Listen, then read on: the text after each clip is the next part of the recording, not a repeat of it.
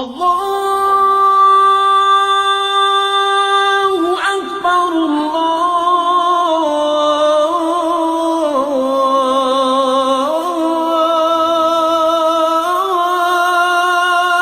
اکبر۔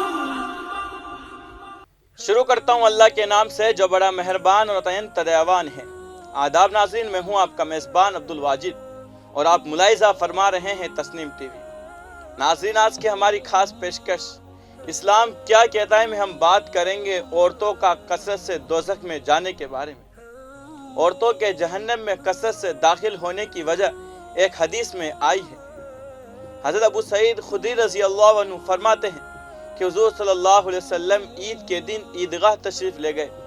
جب عورتوں کے مجمع پر گزر ہوا تو حضور صلی اللہ علیہ وسلم نے عورتوں سے خطاب فرما کر ارشاد فرمایا کہ تم صدقہ بہت کثرت سے کیا کرو، میں نے عورتوں کو بہت کثرت سے جہنم میں دیکھا ہے۔ انہوں نے دریافت کیا کہ یا رسول اللہ یہ کیا بات ہے؟ حضور صلی اللہ علیہ وسلم نے فرمایا کہ عورتیں لعنت یعنی بددعا بہت کرتی ہے اور خاوند کی ناشکری بہت کرتی ہے۔ ہمارے پیارے نبی کریم صلی اللہ علیہ وسلم نے جن 6 عورتوں کے گناہ اور عذاب کا ذکر کیا ہے ان کے بارے میں جانتے ہیں۔ پہلی عورت کے بارے میں آپ صلی اللہ علیہ وسلم نے فرمایا کہ میں نے ایک عورت کو دیکھا کہ وہ اپنے بالوں کے ذریعے جہنم کے اندر لٹکی ہوئی ہے اور اس کا دماغ ہانڈیوں کی طرح پک رہا ہے۔ پھر نبی کریم صلی اللہ علیہ وسلم نے ارشاد فرمایا کہ جس عورت کو میں نے سر کے بالوں کے ذریعے جہنم میں لٹکا دیکھا اور جس کا دماغ ہانڈیوں کی طرح پک رہا تھا، اس کو یہ عذاب گھر سے باہر ننگے سر جانے کی وجہ سے ہو رہا تھا۔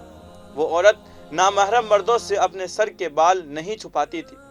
آج کل عورتوں کو بے پردہ باہر نکلنا عام ہے، اس کو گناہ سمجھتے ہی نہیں، حالانکہ شریعت نے صرف چہرے اور دونوں ہاتھ کی ہتھیلیاں اور دونوں پیروں کے سوا مکمل سطر چھپانے کا حکم دیا ہے۔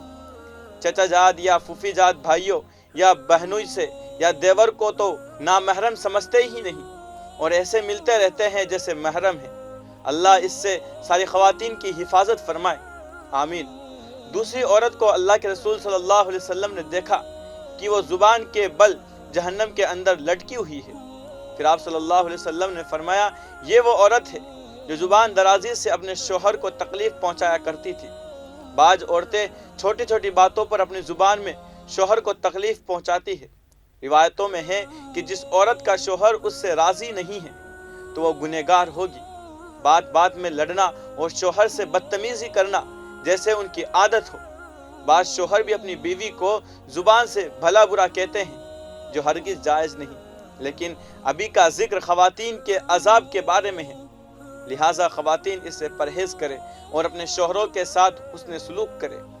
تیسری عورت کو حضور صلی اللہ علیہ وسلم نے دیکھا کہ وہ اپنی چھاتیوں کے بل جہنم میں لٹکی ہوئی ہے اور آپ صلی اللہ علیہ وسلم نے فرمایا کہ یہ وہ عورت ہے جو شادی شدہ ہونے کے باوجود دوسرے مردوں سے ناجائز تعلقات رکھتی تھی۔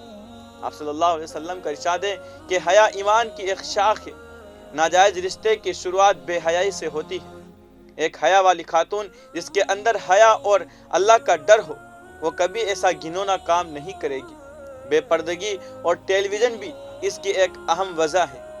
چوتھی عورت جس کو حضور صلی اللہ علیہ وسلم نے اس حالت میں دیکھا کہ اس کے دونوں پیر سینے سے بندھے ہوئے ہیں اور دونوں ہاتھ سر سے بندھے ہوئے ہیں، آپ صلی اللہ علیہ وسلم نے فرمایا یہ وہ عورت ہے جو دنیا میں جنابت اور حیض سے پاک صاف رہنے کا اہتمام نہیں کرتی تھی اور نماز کے ساتھ بڑی لاپرواہی کا معاملہ کرتی تھی۔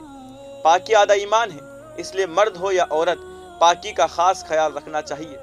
عورتیں جو حیض یا نفاس وغیرہ سے فارغ ہو تو پاک ہونے میں جلدی کرنی چاہیے، تاخیر کرنے میں گناہ ہے کیونکہ نماز قضا ہونے کا خطرہ ہے۔ پانچویں عورت کے بارے میں رسول اللہ صلی اللہ علیہ وسلم نے ارشاد فرمایا کہ میں نے دیکھا کہ اس کا چہرہ خنزیر کی طرح ہے اور باقی جسم گدھے کی طرح ہے اور سانپ بچھو اس سے لپٹے ہوئے ہیں۔ پھر آپ صلی اللہ علیہ وسلم نے فرمایا کہ اس عورت کو جھوٹ بولنے اور چگلی کھانے کی وجہ سے عذاب ہو رہا ہے۔ جھوٹ اور چگلی اکثر خواتینوں میں زیادہ پائی جاتی ہے کیونکہ جہاں دو عورتیں بیٹھ جائیں ادھر ادھر کی چگلیاں شروع ہو جاتی ہیں۔ جہنم میں عورتوں کی کثرت سے جانے کی ایک وجہ یہ بھی ہے۔ چھٹی عورت جس کو اللہ کے رسول صلی اللہ علیہ وسلم نے اس حالت میں دیکھا کہ وہ کتے کی شکل میں ہے اور اس کے منہ سے آگ داخل ہو رہی ہے اور پاخانہ کے راستے سے آگ باہر نکل رہی ہے اور فرشتے جہنم کے گرد سے اس کو مار رہے ہیں۔ آپ صلی اللہ علیہ وسلم نے فرمایا اس عورت کو یہ عذاب 2 گناہوں کی وجہ سے ہو رہا ہے، ایک تو حسد کرنے کی وجہ سے اور دوسرا احسان جتلانے کی وجہ سے۔ حسد کہتے ہیں کسی کے کاروبار یا مال میں ترقی کو دیکھ کر جلنا اور خواہش کرنا کہ اس سے وہ سب چھین جائے وغیرہ، اور احسان جتلانا مثلا کسی پر کوئی احسان کر دیا اور بدلے میں اگر دوسرے نے احسان نہیں کیا تو کہنا کہ میں نے فلاں کام کیا لیکن اس نے میرے لیے کچھ نہیں کیا وغیرہ۔ سارے گناہوں سے بچنا زیادہ مشکل نہیں ہے، اس سے ہر خواتین آسانی سے بچ سکتی ہے، لہٰذا یہ عزم کرے کہ کبھی بھی یہ سارے گناہ نہیں کریں گے، اور اگر بھول سے ہو گئے ہو تو اللہ تعالیٰ سے معافی اور استغفار ضرور کر لے۔ اللہ رب العزت سے دعا ہے کہ تمام خواتین کو اس گناہوں سے بچنے کی توفیق عطا فرمائے، آمین۔ آج کی اس خاص قسط میں بس اتنا ہی، اگلے ایپیسوڈ میں پھر حاضر ہوں گے اسلام سے متعلق کوئی اور معلومات کو لے کر۔ مجھے دیجیے اجازت اور آپ دیکھتے رہیے تسنیم ٹی وی، آپ کے میزبان عبدالواجد کے ساتھ۔ اللہ حافظ۔